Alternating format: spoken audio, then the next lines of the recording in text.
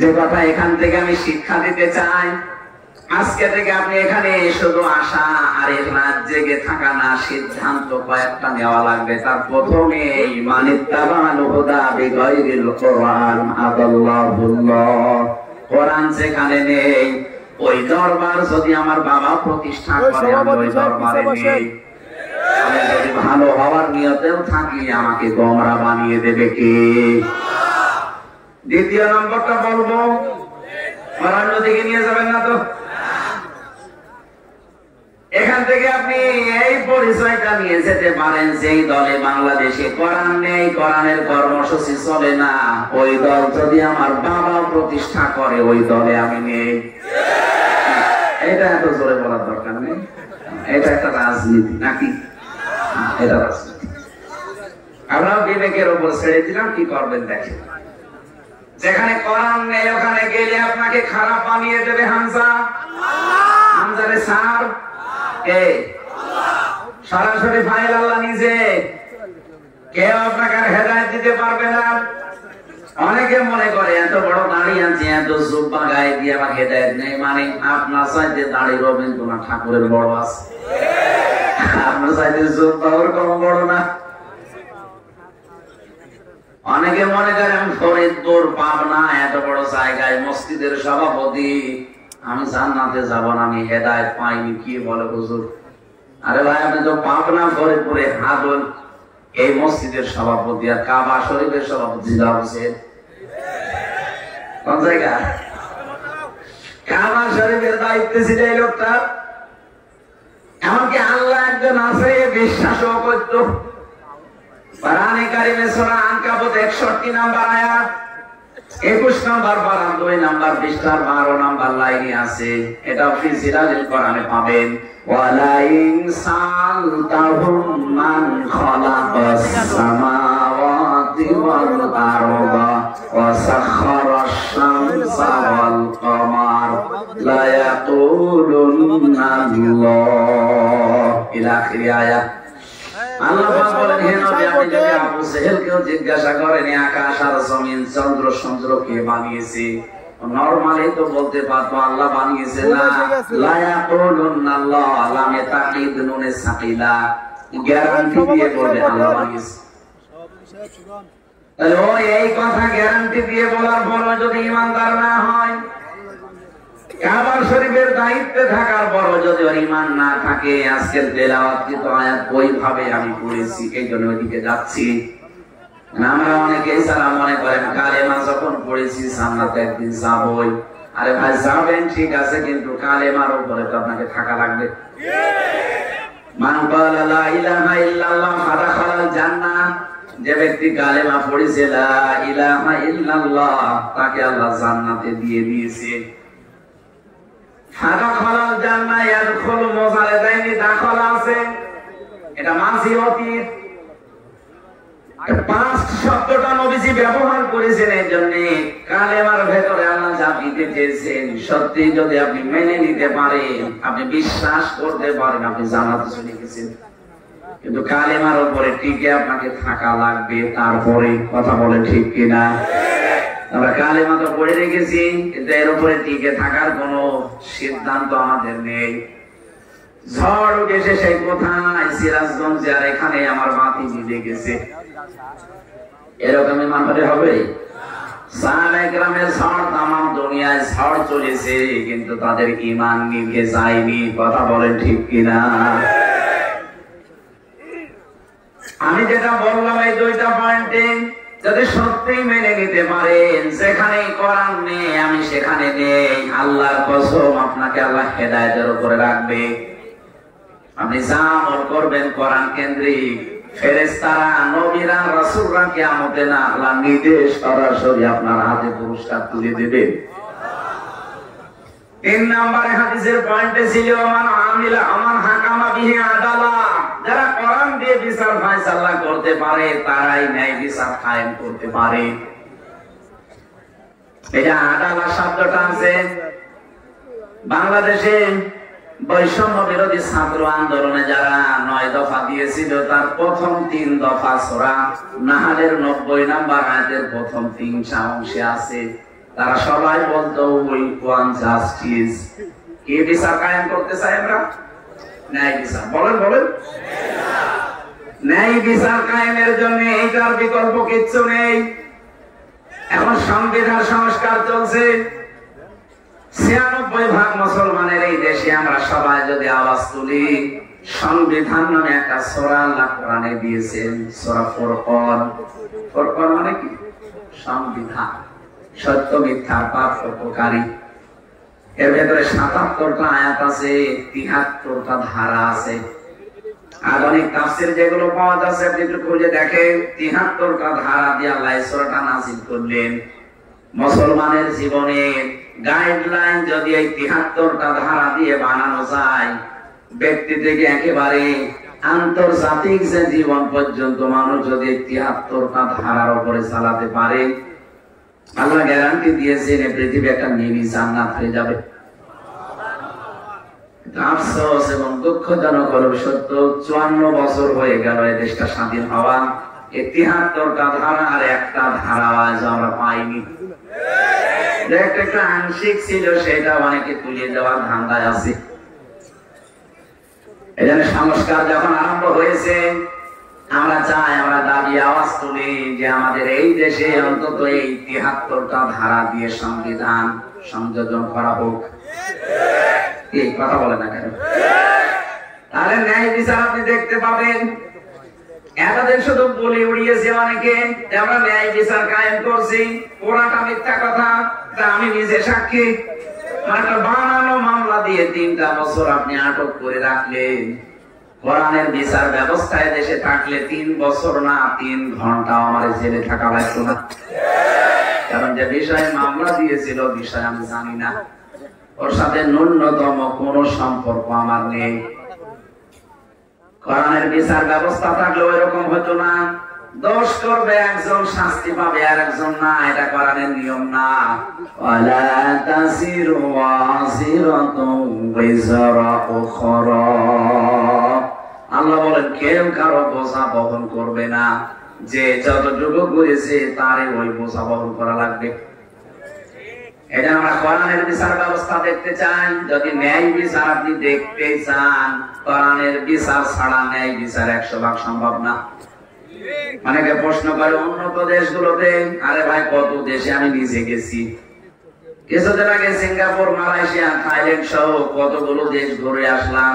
ওই হ্যাঁ উন্নত আছে, তাদের আইন গুলো ১০০% প্রয়োগ হয়, কিন্তু ন্যায় বিচার না, আমি পাইনি।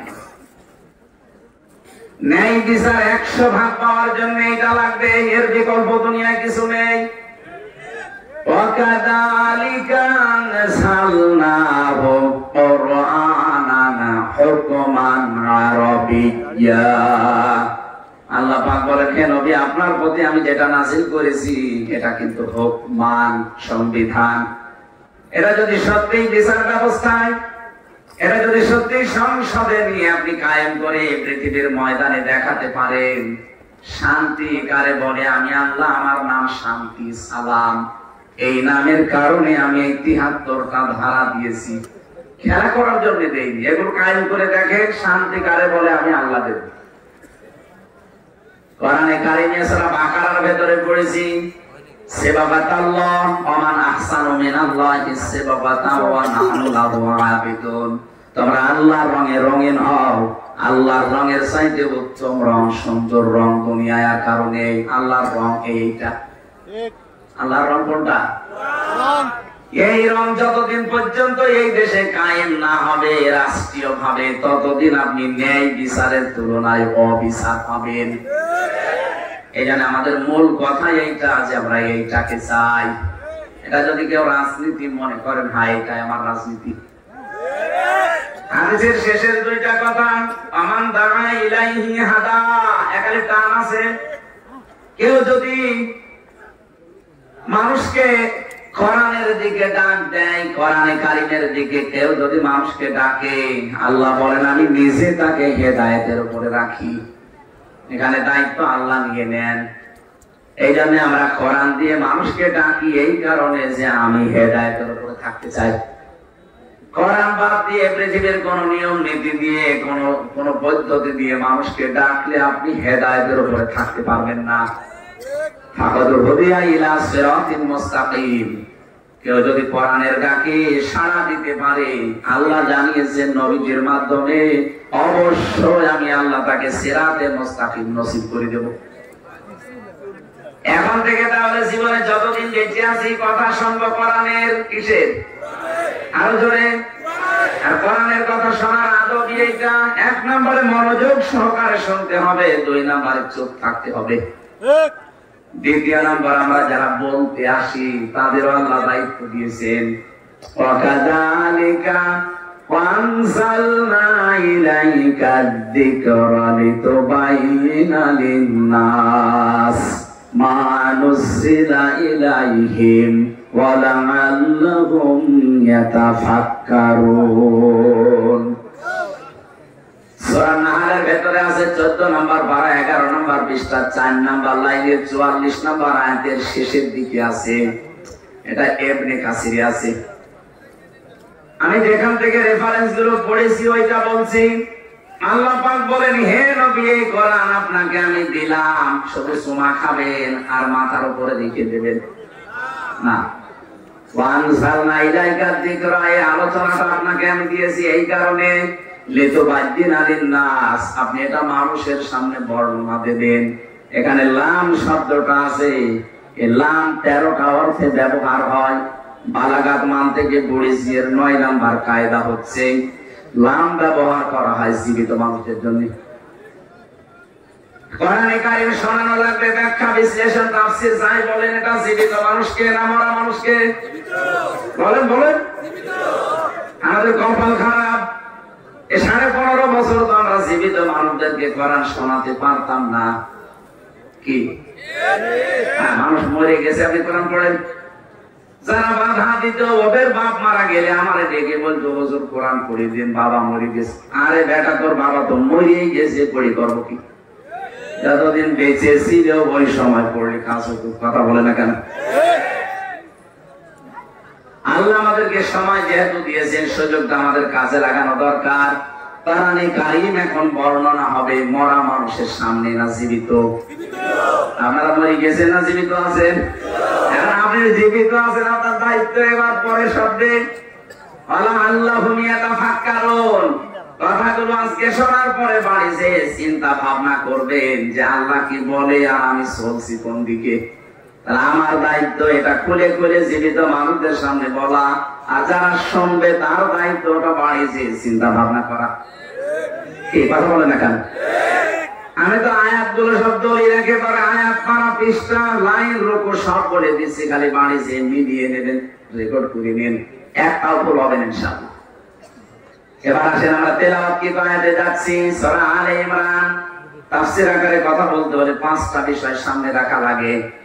একটা শুদ্ধ তেলাওয়াত, 2 নম্বরে মাতৃভাষায় অর্থ, 3 নম্বরে ঐতিহাসিক প্রেক্ষাপট, শানে নজুল, 4 নম্বরে ব্যাখ্যা, 5 নম্বরে শিক্ষা নিয়ে বাড়ি যাওয়া।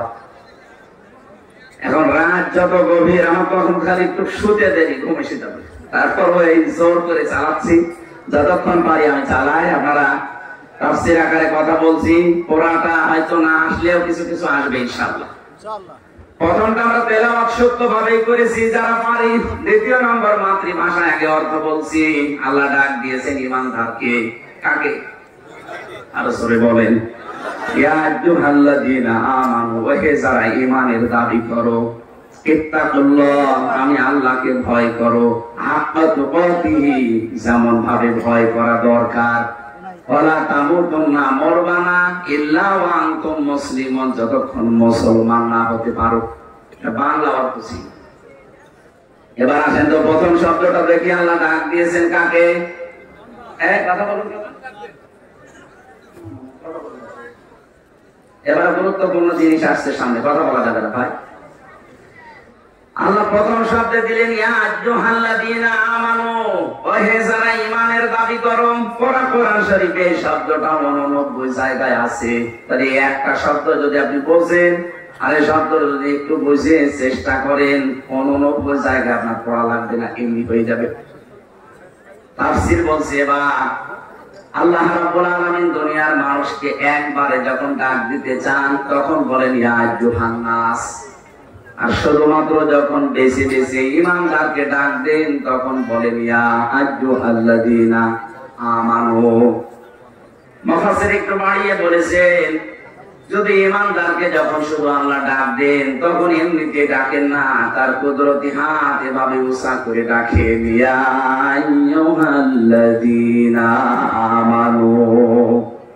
ওহে যারা ঈমানের দাবি করো। আমাদের ঈমানের দাবি আছে নাকি বলেন তো? এক কথা বলেন, বুঝে বলবেন। কেউ যদি ঈমানের দাবি করে, ঈমানের দাবি করা মানে আল্লাহকে বিশ্বাস আমি করি পাঁচটা বিষয়ে। এই যে স্যাররা হয়তো ছোটবেলায় আমাদেরকে পড়িয়েছেন আমানতু বিল্লাহি কামা হুয়া বিআসমাইহি ওয়া সিফাতিহি ওয়া ক্বাবিলতু জামিআ আহকামিহি ওয়া আরকানিহি।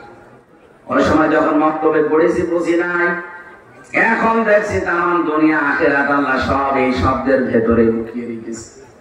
কোরআন শরীফ ওই পাঁচটা বিষয়ের ভেতরে আছে। দুনিয়ার পুরা জীবন, আখিরাতের বিশাল জীবন সব এই পাঁচটা জিনিসের ভেতরে। কেউ যদি বলে আমানতু বিল্লাহ, আমি ঈমান এনেছি আল্লাহর উপরে, কোন আল্লাহ? কামা হুয়া, যার অস্তিত্ব আছে। প্রশ্ন আসতে পারে পৃথিবীর সব 4500 ধর্মের উপরে এখন ধর্ম আছে দুনিয়ায়। সব ধর্মের লোকরাই তো তাদের যাকে যার ইবাদত করে মাবুদ বলে, যাকে মানে দেবতা বলে, গড বলে, যাই বলে, সবাই তো তার অস্তিত্ব দেখে দেখে ইবাদত করছে। আমরা বরং না দেখে ইবাদত করি, আর হিন্দুরা দেখে দেখে ইবাদত করছে। কি আপনি পুরো শব্দটা মিলাবেন, আমানতু বিল্লাহ, আমি এমন আল্লাহর উপরে বিশ্বাস করলাম, কামা হুয়া, যার অস্তিত্ব আছে। আমাদের এই কথার সাথে পৃথিবীর অন্যান্য ধর্মে যারা আছে তাদের মিল আছে।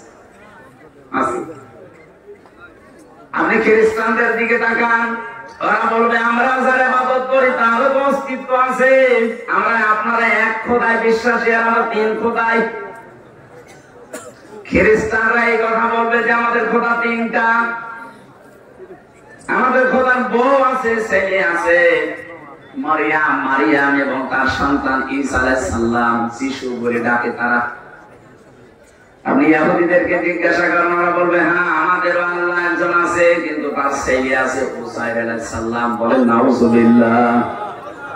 হিন্দুদেরকে জিজ্ঞাসা করলে ওরা বলবে দুইটা তিনটা না, আমাদের 33 কোটি। কত? এটা নাম সবাই বলতে পারবে না, কিন্তু ওদের দেবতার সংখ্যা 33 কোটি। কিছু কিছু জিনিসকে ওরা ভাগ করে দিয়েছে। এই যে দুর্গা ও ফসলে বরকত দেয়, সরস্বতী ব্যবসায় বরকত দেয়, এক একজনের উপর এক একটা দায়িত্ব দিয়ে রেখেছে। আমাদের প্রথম শব্দের সাথে ওদের মিল আছে। দ্বিতীয় শব্দটা কি বলা হয়? বিআসমাইহি। আমরা এমন আল্লাহর প্রতি ঈমান এনেছি যে তার নাম নেই। নাম নেই? এই কথা বুঝতেছে? আমরা এমন আল্লাহর প্রতি ঈমান এনেছি বিআসমাইহি, তার একটা দুইটা না, ইসম এর বহু বচন আসমা। আল্লাহ পাক বলেন লিল্লাহিল আসমাউল হুসনা ফাদউহু বিহা। সূরা আরাফ 9 নম্বর পারা 13 নম্বর পৃষ্ঠার 5 নম্বর লাইনের 181 নম্বর আয়াতের প্রথম অংশে আছে আল্লাহ পাক বলেন আমার বহু সুন্দর সুন্দর নাম আছে, যে নামে পারো আমাকে ডাকো।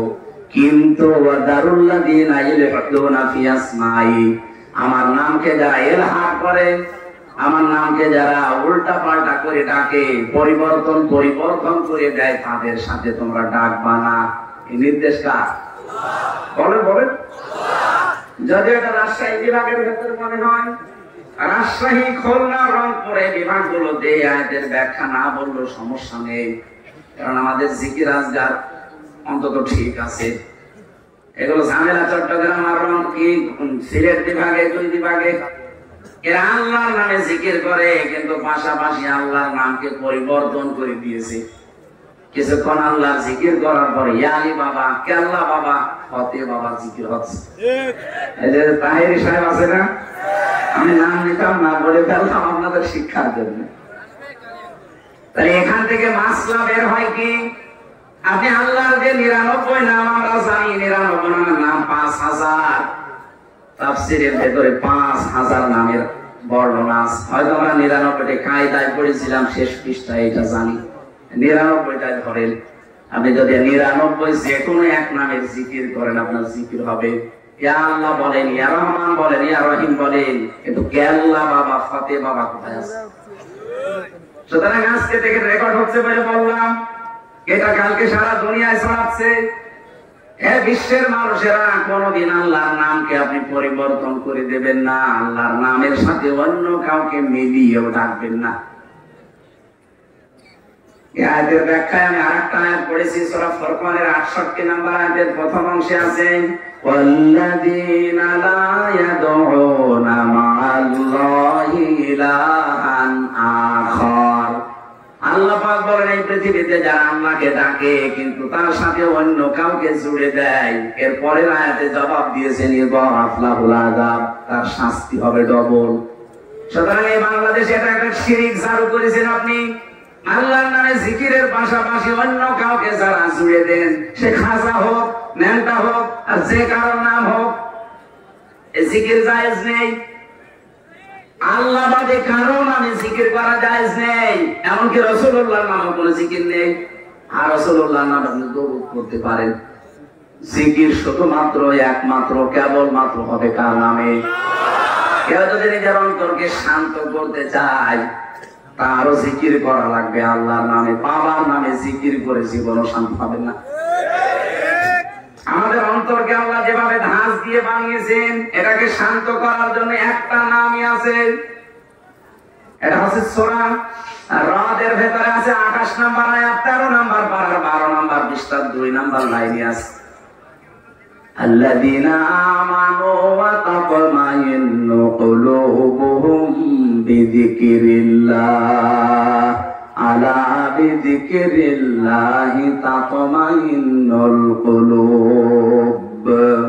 যারা ঈমানদার তারা যদি সত্যি শান্ত হতে চায়, তাদেরকে আল্লাহ আদেশ দিচ্ছেন তারা যেন আমি আল্লাহর নামে জিকির করে। কার নামে? আজকে থেকে সিদ্ধান্ত যদি এলাকায় কারো থাকেও পাল্টাবেন। হয়তো অনেকে না জেনে না বুঝে করে থাকেন, আল্লাহ বাবা, ফাতে বাবা, আলী বাবা, দয়াল বাবা, খাজা বাবা, না সব বাদ। আজকে থেকে জিকির হবে শুধুমাত্র আল্লাহর নামে। আমরা এমন আল্লাহর প্রতি ঈমান আনি, বিশ্বাস করি যার নাম আছে না নেই? আরো জোরে বলেন। অন্যান্য ধর্মের যত ধর্মের মানুষ আছে, তারাও যাদের ইবাদত করে তাদেরও তো নাম দিয়েছে। কয়েকটা বললাম, দুর্গা, সরস্বতী, নাম দেয়নি তারা? এ পর্যন্ত আমাদের সাথে ওদের তো মিল আছে। আমাদের আল্লাহর অস্তিত্ব আছে, আমাদের আল্লাহ নাম আছে, এবং শুধু নাম না, আমাদের আল্লাহর নামের গুণাগুণ আছে। উনি যে নাম নিয়েছেন ওই নামের কার্যকারিতা দেখিয়েছেন। রাজ্জাক নামটা নিয়েছেন এই কারণে এখন আমরা রিজিক পাই। দুনিয়ার কোন সৃষ্টি না খেয়ে মারা গেছে এটা আপনি দেখাতে পারবেন না। রাজ্জাকে নামটা আল্লাহ নিয়েছে এই রিজিকের জন্য। এই বিশ্বাস আপনাকে থাকা লাগবে। অন্যান্য ধর্মের যারা আছে বলেন তো, তারাও তাদের দেবতাকে বিশ্বাস করে, নাম দেয়, কিন্তু নামের কার্যকারিতা গুণাগুণ নেই। ফসলে বরকত দেয় নাকি দুর্গা? দুর্গাকে ফসলের মাঝে রেখে আসেন, ফসল সহ দুর্গা চুরি হয়ে যাবে। আমাদের আল্লাহ যে নাম নিয়েছেন, শুধু নাম নিয়ে বসে নেই, নামের গুণাগুণ আছে, কার্যকারিতা আছে, দেখিয়েছেন প্রতিটি নাম। নাম নিয়েছেন হাকিম, এই জন্য তিনি হুকুম দেন। নাম নিয়েছেন রাজ্জাক, এই জন্য তিনি রিজিক দেন। নাম নিয়েছেন তিনি খালেক, এই জন্য আমাদেরকে বানিয়েছেন। নাম নিয়েছেন যা যা নিয়েছেন, প্রতিটি নামের তিনি গুণাগুণ দেখিয়েছেন, তার কার্যকারী ভূমিকা। এতটুকু শেষ নেই, শেষে আমার স্যার পড়িয়েছে তার সিফাত আছে, গুণাগুণ আছে নামের। কবিলতু জামিআ আহকামিহি ওয়া আরকানিহি, আমি কবুল করে নিলাম, আমি স্বীকার করলাম, আমি মেনে নিলাম। তিনি আমাকে যত বিধান দিয়েছেন সবগুলো রকনের বহুবচন আরকান, হুকুমের বহুবচন আহকাম। যত হুকুম, যত রকম আমাকে দিয়েছেন সবগুলো আমি মেনে নিলাম। এই 5টা বিষয় যার ভেতরে থাকবে ওই লোকটা ঈমানদার। ওই লোকটা কি? এখন অন্যান্য ধর্মের তাদের এই শেষের দুইটার সাথে আপনার মিল পাবেন না। এক নাম্বার হয়তো অস্তিত্বের দিক থেকে ওরা দেখায় এই যে অস্তিত্ব আছে, আমার দেবতা এটা, আমার গড এটা দেখাতে পারে। দুই নম্বরের নাম হয়তো মন মতো বানিয়ে দিয়ে দিয়েছে। 3 নাম্বার থেকে 4 নাম্বার 5 নাম্বার আমরা আর খুঁজে পাই না। এজন্য ইসলামের সাথে বাকি বিশ্বের 4,500 ধর্মের কোনো মিল নেই। একমাত্র ধর্ম, একমাত্র বিধান এই পৃথিবীতে একটাই, তার নাম ইসলাম। তার নাম কি? আমি যে বিষয়ে বোঝাতে চেয়েছিলাম এই শব্দটা দিয়ে,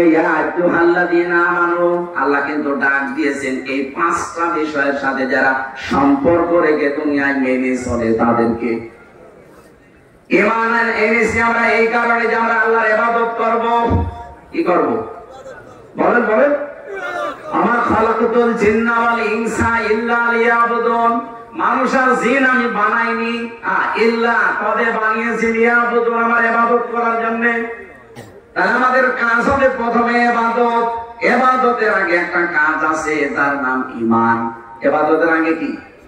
ঈমান না এলে যদি আপনি ইবাদত করেন, ইবাদতের সওয়াব পাবেন? কথা বলে না কেন? ঈমান হচ্ছে 1, এরপরে ইবাদত হচ্ছে 0। পৃথিবীতে আল্লাহ আমাদের বানিয়েছেন ইবাদত করার জন্য। ইবাদত করার আগে প্রথম কাজ কি বললাম? আরো জোরে। ঈমান আনার আগে আরেকটা কাজ আছে। কি করা লাগবে? কি? না, ঈমান মানে তো বিশ্বাস। ঈমান আনার আগে একটা কাজ আল্লাহ আমাদেরকে দিয়েছেন। সূরা বাকারা 3 নাম্বার পারার প্রথম নাম্বার পৃষ্ঠা 13 নাম্বার লাইনের 256 নাম্বার আয়াতের মাঝে আছে, ফামায়াকফুরু বিত-তাগুত ওয়া ইউমিন বিল্লাহ। কোন মানুষ যদি ঈমান আনতে চায়, তার প্রথম কাজ হবে সে যেন তাগুত ছেড়ে দেয়। কি ছাড়বে? আর তাগুত কি? একে খাওয়া লাগে না কেনা লাগে? তাগুতের অর্থ আমি তাফসীরের ভাষায় পেয়েছি 4টা বিষয়কে তাগুত বলা হয় প্রধানত। 1 নম্বরে তাগুত মানে শয়তান। তাগুত মানে কি? প্রশ্ন আসতে পারে, শয়তান পাবো কোথায়? শয়তান কিন্তু মিনাল জিন্নাতি ওয়ান নাস, মানুষের ভেতরে আছে, জিনদের ভেতরে আছে। মানুষের ভেতরে শয়তান ওই লোকটা যে লোকটা অপচয় করে। কোরআন শরীফের ভেতরে এমন কোন গুনাহ করলে তাকে শয়তানের ভাই বলা হয়েছে? আমি পাইনি।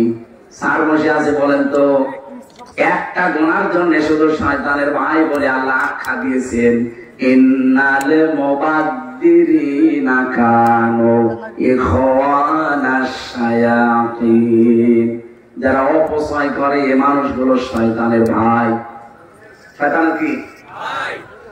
মুসলিম বিশ্বে 57টা দেশ, 257টা দেশের ভেতরে মাত্র 57টা দেশ মুসলিম।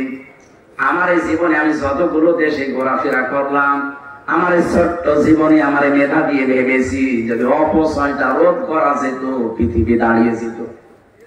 আমাকে বাংলাদেশটা, আমাদের দেশে বহু অপচয় হয়, একেবারে ব্যক্তি থেকে শুরু করে রাষ্ট্র পর্যন্ত সব জায়গায় অপচয়টা রোধ করা দরকার। এটা কিন্তু শয়তানের ভাই হওয়ার প্রথম। এই যে টিস্যুটা, আমি যদি একটা নিয়ে আমার কাজ করতে পারি, অথবা বেকার আমি 2-3টা নিয়ে নষ্ট করলাম, এটাও তো অপচয়। এইটা দিয়ে বললাম এরকম সব জায়গায় দেখেন, একটা মেয়ে বিয়ে দেবে 50,000 টাকা হলেই হয়ে যায় না, ও 5 কোটি টাকা খরচ করছে। তো কি দরকার? অন্তত 1 লাখ টাকা দিয়ে মেয়েটা বিয়ে দিয়ে বাকি টাকাগুলো যদি মেয়ের সুখের জন্য আপনি মানুষকে কর্মসংস্থান তৈরি করে দিতেন, হাজার হাজার মানুষ তাদের প্র্যাকটিক্যাল লাইফে কর্মসংস্থান পেয়ে আপনার মেয়ের জন্য দোয়া করত। এরকম বহু জায়গায় আমরা অপচয় দেখতে পাচ্ছি। একটা একটা করে নাম ধরে বলতে গেলে সারা গেলে অপচয় বলবো। এক কথায় জবাব দিচ্ছি, যারা অপচয় করেন তারা শয়তানের ভাই। শয়তানের ভাই সে কি? শয়তান না? 2 নম্বরে শয়তান ওই লোকটা যে মানুষগুলো অশ্লীলতা ছড়ায়, যৌনতা ছড়াতে ভালোবাসে। জান্নাত থেকে আমাদের আদি পিতা হাওয়া আলাইহিস সালাম আদম আলাইহিস সালাম আর হাওয়া আলাইহিস সালামকে বের করে দেবে, শয়তানের এই টার্গেট ছিল না। ওর প্রথম টার্গেটই ছিল তাদেরকে আমি উলঙ্গ করব। সুতরাং মানুষকে যারা উলঙ্গ অবস্থায় দেখতে চায়, বুঝবেন এটা শয়তান। এখন যদি বাড়িতে যান, বাড়িতে যদি আপনার স্ত্রী আপনাকে গালি দেয়, কুকুরের বাচ্চা, না রাগ হবে? না না। আপনার মাথায় যদি বিবেক বুদ্ধি থাকে, আপনি রাগ করতে পারেন না। চিন্তা করবেন, কিন্তু একটা শিক্ষিত মেয়ে, একটা ভদ্র ঘরের মেয়ে আমার কোনদিন মাথা উঁচু করে কথা বলে না। হঠাৎ আজকে আমার শুকুরের বাচ্চা, কুকুরের বাচ্চা গালি দিয়েছে, ঠিক এর জিনে ধরেছে। স্বাভাবিক নেই, এর জিনে ধরেছে, এই জন্য আমার উল্টা পাল্টা গালি দেয়। তাছাড়া কোনদিন আমার মুখের উপরে মুখ তুলে কথা বলে না। এত ভদ্র, এত শিক্ষিতা মেয়ে হঠাৎ গালি দেয়, কিসে ধরেছে? বলেন বলেন। মানুষ হিসাবে স্বাভাবিক জীবন যাপন করবেন না, আপনি অশ্লীলতা ছড়ান, যে অঙ্গগুলো ঢেকে রাখার কথা ওগুলো আরো উন্মুক্ত করে মানুষকে দেখান, তখন আপনি চিন্তা ভাবনা করে বুঝে নেবেন যে আপনি আর স্বাভাবিক নেই। শয়তান আপনাকে দখল করে ফেলেছে, শয়তান আপনাকে দখল করে ফেলেছে। এরকম মানুষ দেশে নেই। আমি তাগুতের ব্যাখ্যায় যে প্রথম বলেছিলাম শয়তান, শয়তানকে এখন খুঁজতে আমেরিকায় যাওয়া লাগবে। এক কথা বলছেন। দ্বিতীয় নম্বরে তাগুতের অর্থ বেশি মানুষের তৈরি করা আইন। এই পৃথিবীতে যারা মানুষের তৈরি করা আইন কানুন প্রতিষ্ঠার জন্য কাজ করে, আন্দোলন করে, দল করে, বুঝবেন ওইটা তাগুত। এরকম 903 জায়গায় আয়াত আছে কোরআনে, 903 জায়গায় পেয়েছি আমি ডাইরেক্ট ইনডাইরেক্ট।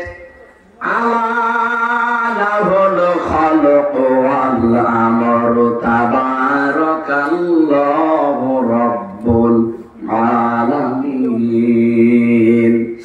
সূরা আরাফের 54 নম্বর আয়াতের শেষের দিকে আছে, আল্লাহ বলেন সৃষ্টি যার, আইনও চলবে তার। কে দিয়েছেন বিধান? কে দিয়েছেন? সুতরাং আল্লাহর আইন বাদ দিয়ে মানুষের তৈরি করা আইন কায়েম যারা প্রতিষ্ঠা করতে চান, আপনি বুঝে নেন, বিশ্বাস করেন আপনি তাগুত। আপনার ঈমান এখনো কবুল হয়নি। এজন্য ঈমান আনার আগে এই কাজ আগে ছেড়ে দেওয়া লাগবে, তারপরে ঈমানের দাবি করেন। লান ফিসামা লাহা, কখনো আপনাকে কেউ ছিঁড়তে পারবে না।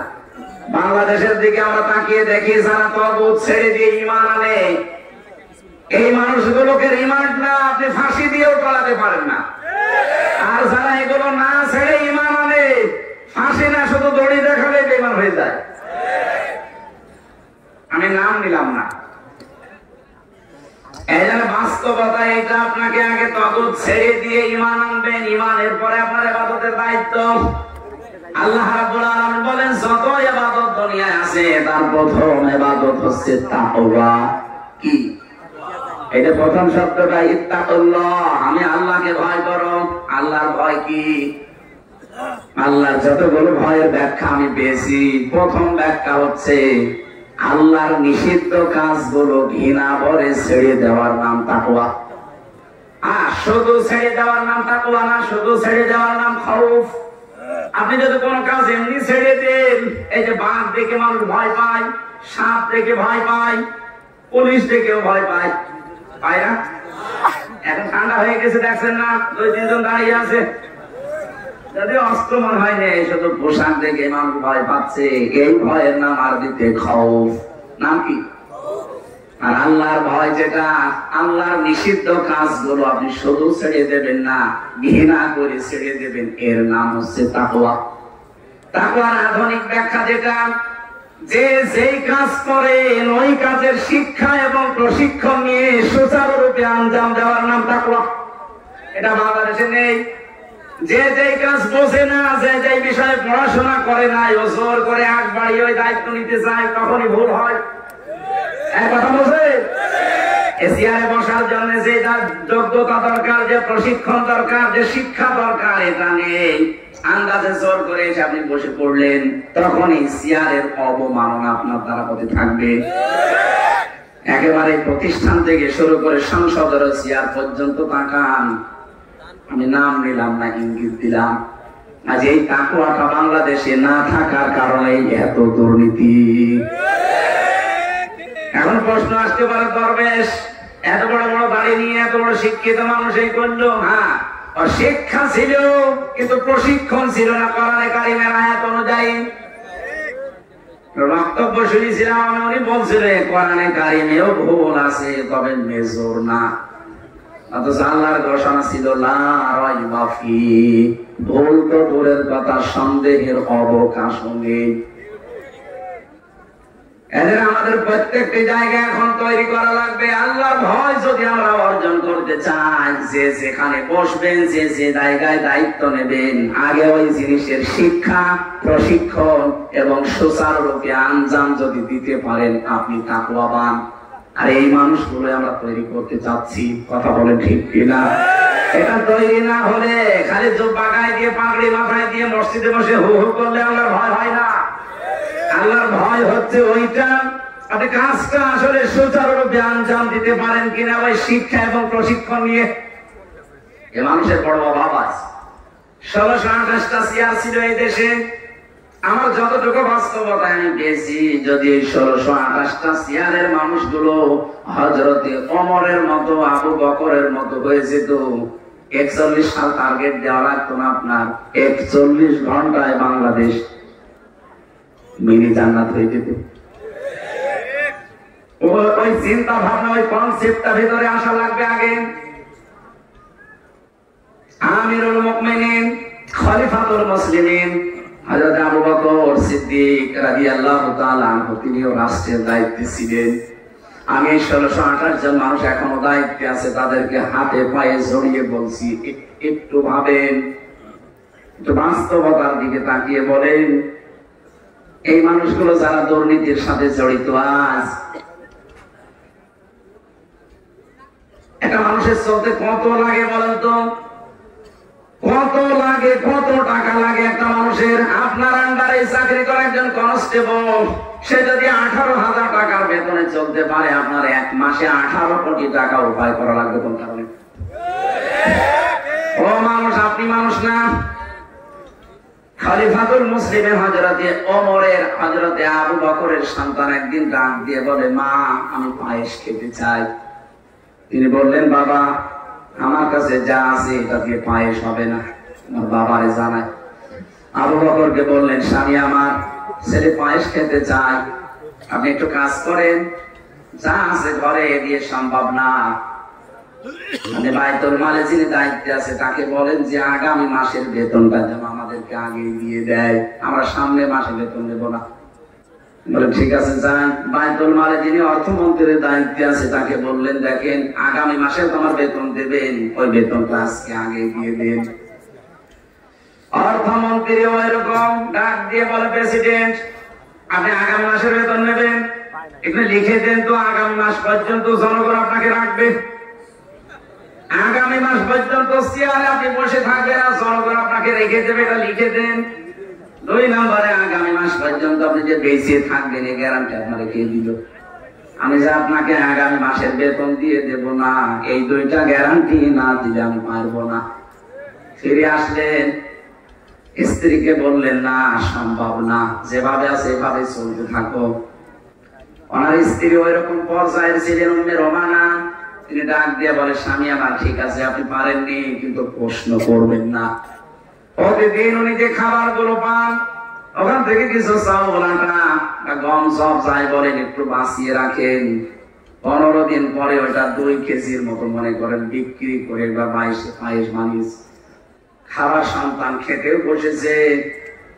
হযরত আবু বকর আসলেন, ডাক দিয়ে বললেন, স্ত্রী কি খেলে কোথায়?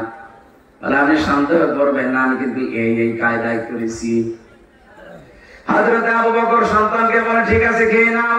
চলে গেলেন অর্থমন্ত্রীর কাছে, বলে, বাইতুল মালের খাজানচি শোনেন, আগামী থেকে আমার বেতন তো প্রতি মাসে 10,000 মনে করেন, আপনি 9,000 করে দেবেন। আমি চিন্তা ভাবনা করে দেখলাম যে 9,000 টাকা হলো আমার সংসার চলে। এরকম মানুষের মন মানসিকতা যদি এই দেশে আমরা 1628 জনকে পেয়ে যেতাম, আল্লাহর কসমে দেশটা সত্যি দাঁড়িয়ে যেত। আপনার বিশ্বাস না হলে আমি 2 জনের নাম বলছি, ওনাদের অত মানুষ, ওনারা তো মন্ত্রী ছিল, আপনি খারাপ মনে করলো, আমি বাস্তবতা বলছি। এই পাবনার সন্তান মাওলানা মতিউর রহমান নিজামী, এই যে ফরিদপুর জেলার সন্তান আলী আহসান মোহাম্মদ মুজাহিদ, কি তারা মন্ত্রী ছিল না? তারা এমপি ছিল না? তারা চালায়নি এগুলো? অনবীক্ষণ যন্ত্র দিয়ে তো চায়না দুর্নীতি খুঁজে পান না। আর আপনার ৩৬,০০০ কোটি টাকা মারি কাটিং করেন এত বড় দাড়ি নিয়ে। কি সমস্যা? কি সমস্যা? এটা আপনি তাকওয়া বোঝেননি। তাকওয়ার আমি এই আয়াতের ভেতরে ইত্তাকুল্লাহ ৯টা পয়েন্ট পেয়েছি তাফসিরে। সত্যিই কোন মানুষ যদি তাকওয়া অর্জন করতে পারে, শুধু তাকওয়া অর্জন করলে হবে না, যেভাবে তাকওয়া অর্জন করা দরকার। এদের ব্যাখ্যা একটা ঘটনা পড়েছি। তাকওয়া যদি কোন মানুষ অর্জন করে, তার পরবর্তী প্রজন্মকে আমার আল্লাহ তাকওয়ার কারণে সাহায্য করে। অনেকে আসলে বলে হুজুর দোয়া করেন ছেলে যেন আব্দুল কাদের জেলানির মতো হয়। আব্দুল কাদের জেলানি এমনি হবে? আব্দুল কাদের জেলানি জীবন পড়ে দেখেন তো, তার মা কি ছিল? তার মায়ের যে পেট, এ কয়েক ইঞ্চি পেট কি বানিয়েছিল সে? আর আমার মায়ের পেট, আপনার মায়ের পেট কি? এর পরেও সন্তানটা মাত্র 7 বছর বয়স তার। আব্দুল কাদের জেলানি রহমতুল্লাহ আলাইহি মায়ের কাছে এসে একদিন বলছে, মা সত্যি করে বলেন তো, আমার এই পেটে রেখে কোনো হারাম কাজ করেছেন? মা বলে, কি বললে? না বলতাম না, আমি যা পড়ি আমার পড়া মনে থাকে না। আমার মনে হয় তুমি আমাকে পেটে নিয়ে কোনো হারাম কাজ করেছিলে, ওই প্রভাব আমার মেধার উপরে পড়েছি, এই কারণে আমার পড়া মনে থাকে না। মা জবাব দিচ্ছে, সন্তান আমার এরকম কিছু মনে নেই, তবে আমার একটা কথা মনে আছে, তোকে আমি পেটে নিয়েছিলাম 9 মাস যখন বয়স তোমার, তোর নানির বাড়িতে আমি ছিলাম। ওই সময় উঠানের উপরে রোদে শুকাতে দেয় আসা টক জাতীয়, এটা তুলে খেয়ে ফেলিস। পরবর্তীতে জানলাম ওটা তোমার আপন নানির না, পাশের বাড়ির একজনের শুকাতে দিয়ে গেছে। বাবা আব্দুল কাদের, মানুষের জিনিস আমি যে না বলে খেয়েছি তোমাকে পেটে নিয়ে, মানে ওই প্রভাব তোমার মেধার উপরে পড়েছে। যে মানুষের জিনিস না বলে খাওয়া কিন্তু চুরি, কারো জিনিস না বলে খাওয়া, না বলে নেওয়া, এর নাম চুরি। এর নাম কি বলেন? বলেন। এই একটা চুরির ঘটনা আমার জীবনে আছে, আমি জানতাম না, পরবর্তীতে তারপর আমি মাপ চেয়ে নিয়েছি, খাওয়া তো হয়ে গেছে। বিজ্ঞান প্রমাণ করেছে 6 মাসের পরে পেটের সন্তান কিন্তু দুনিয়ার সবকিছু শুনতে পায়। এজন্য মা বোন যারা এসেছেন, পেটের সন্তান রাখা অবস্থায় 6 মাসের আগে যাই করেন, এর পরে যে 4 মাস 10 দিন খুব সতর্ক থাকবেন। আপনি যা করেন ওটা কিন্তু ওর মেধার উপর প্রভাব পড়ে। আপনি কোরআন পড়বেন, কোরআনের প্রভাব তার উপরে পড়বে। আপনি ভালো ভালো কাজ করবেন, ওইটার প্রভাব তার উপরে পড়বে। ডাক দিয়ে বলেছে, সন্তান আমার মনে হয় এই কারণে তোমার পড়া মনে থাকে না। ঠিক আছে, যাই হয়েছে হয়েছে, যাও। ভর্তি করে দিয়েছিল নাকি মাদ্রাসায়? পড়েছে মাদ্রাসায়। যে জিজ্ঞাসা করছে, স্যার আপনি যে পড়ালেন আলিফ বা তা সা, আলিফের মানে কি? ওস্তাদ বলছে, আমি জানি না। জানে না মানে? যে জিনিসের মানে নেই, অর্থ নেই, ও জিনিস পড়ি আমি সময় নষ্ট করবো না, আপনি অর্থ বলেন আগে।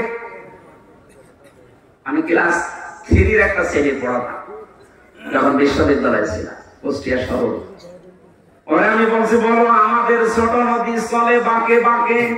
আমাদের বলছে, হুজুর দাঁড়ান, কি যে আমাদের আমায়াকার বয়াকার ব, আমাদের লিখতে 4টা অক্ষর লাগে কেন? তো আমি জানি না।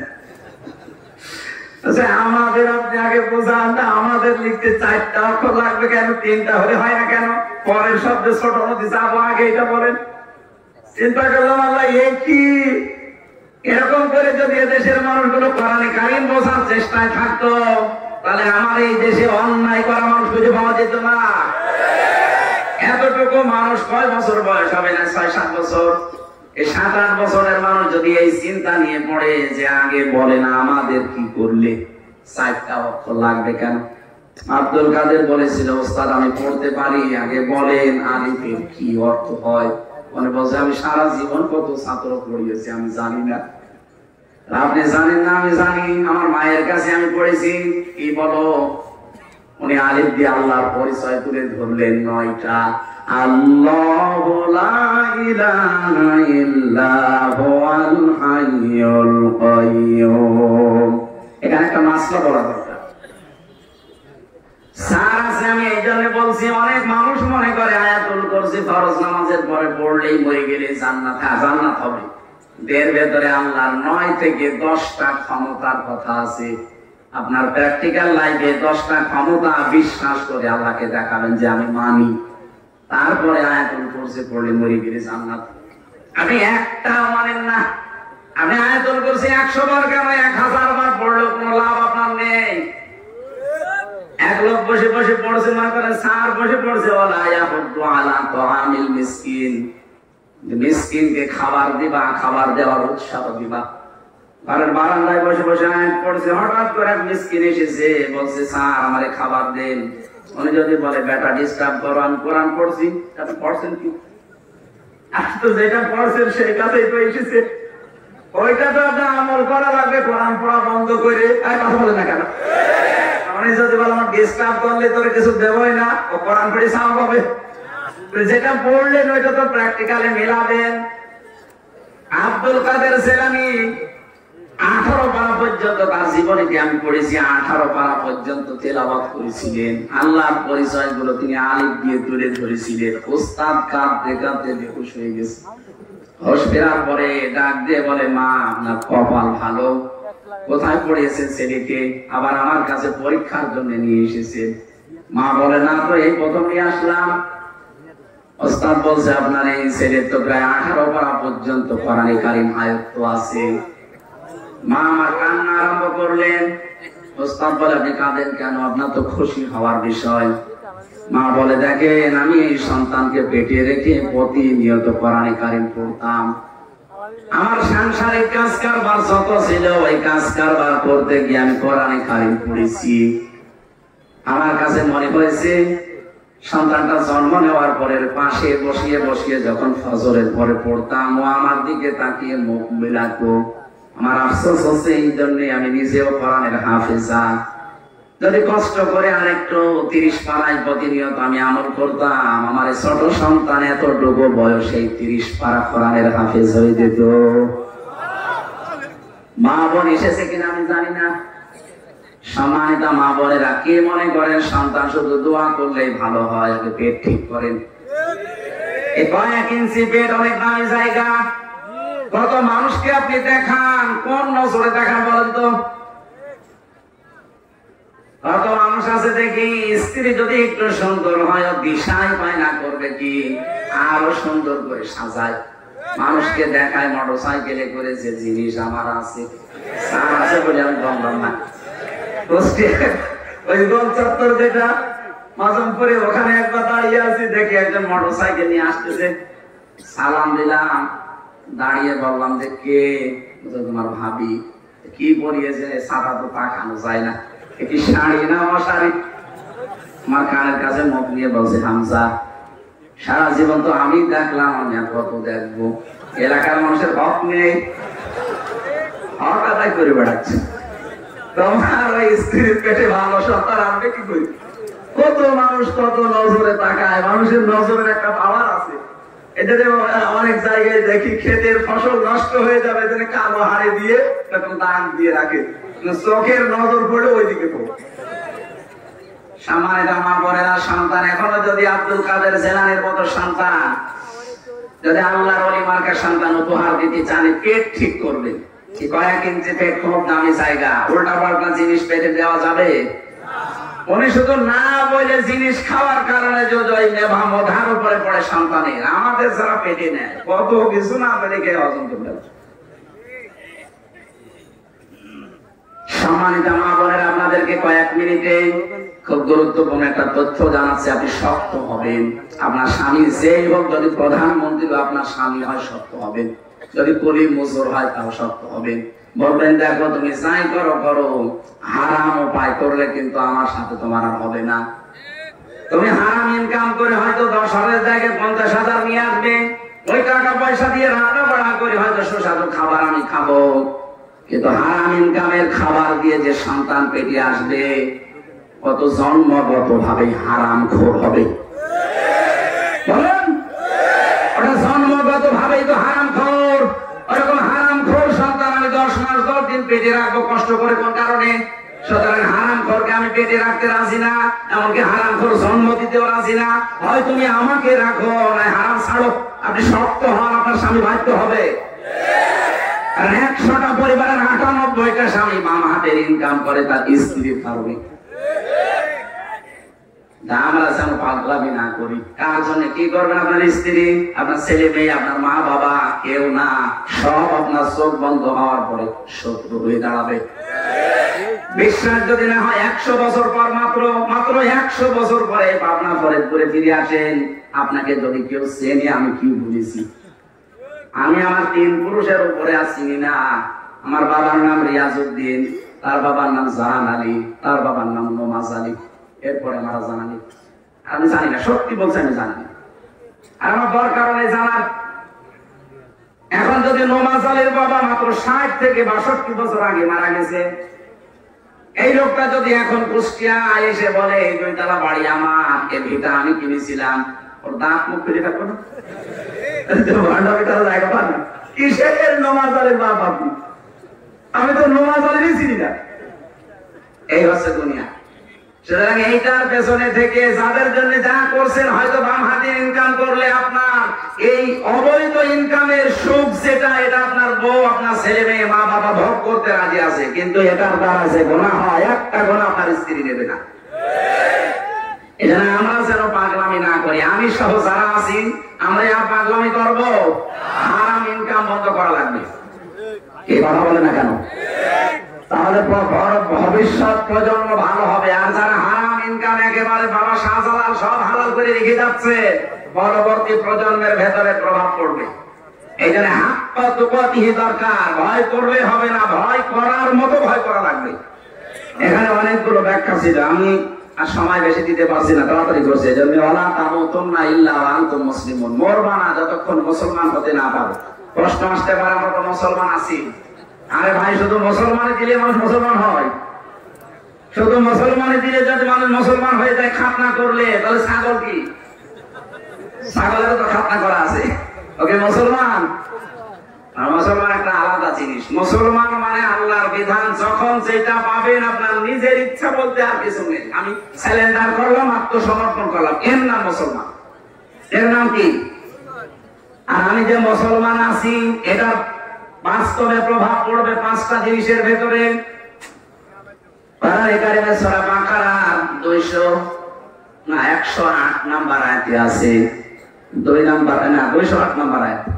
208 নাম্বার আয়াতে তথ্যটা আছে, ইয়া আইয়ুহাল্লাযীনা আমানু দুখুলু ফিস সিলমি কাফা। ঈমানদাররা, ইসলামে প্রবেশ করো পুরাপুরি। পরিপূর্ণভাবে ইসলামে প্রবেশ করেছে কিনা এটা চিহ্ন সিম্পটম কি? 5টা। 1 নাম্বার, আপনি আত্মসমর্পণকারী হবেন আল্লাহর বিধানের সামনে। 2 নাম্বার, আপনার কাজে কামে ইখলাস থাকবে, লোক দেখানো না, যা করব আমি আল্লাহর জন্য। 3 নাম্বারে আপনার আকীদা শুদ্ধ থাকবে, বিশ্বাস, ঈমান। 4 নাম্বারে আপনার লেনদেন স্বচ্ছ হবে, যতদিন যাবে আপনার লেনদেন স্বচ্ছ হবে। 5 নাম্বার, আপনার উন্নত চরিত্রের অধিকারী হবেন আপনি। এই 5টা বিষয় যখন জীবনে দেখবেন যা মিলছে, তখন আপনি বিশ্বাস করতে পারেন আমি ইসলামে প্রবেশ করেছি। আল্লাহ আমাদেরকে পরিপূর্ণ মুসলমান না হয়ে যেন মরণ না দেন, বলেন আমিন। আচ্ছা, ম্যাডাম অসুস্থ, আমি বাড়ি যাবো। এখন বাড়ি যে কালকে আবার ময়মনসিংহ আছে দিনের বেলা, আপনাদের কোনো আলোচক থাকলে কথা বলাম। আমার 1 ঘন্টা 20 মিনিট হয়ে গেছে, আমি আর পারছি না, আজকের মতো চলে গেলাম। আগামীতে আসলে এত রাত পর্যন্ত আর দেবেন না, এশার পরে তুলে দেবেন। যে মাহফিলে নেন এশার পরে তুলে দেবেন। পাবনা দারুল আমান ট্রাস্ট, পাবনা দারুল আমান ট্রাস্টে মাহফিল আছে, এশার পর থেকে রাত 9টা 9:30 শেষ হয়ে যাবে। এটা জানুয়ারির 21 তারিখে দাওয়াত দিতে বলেছে।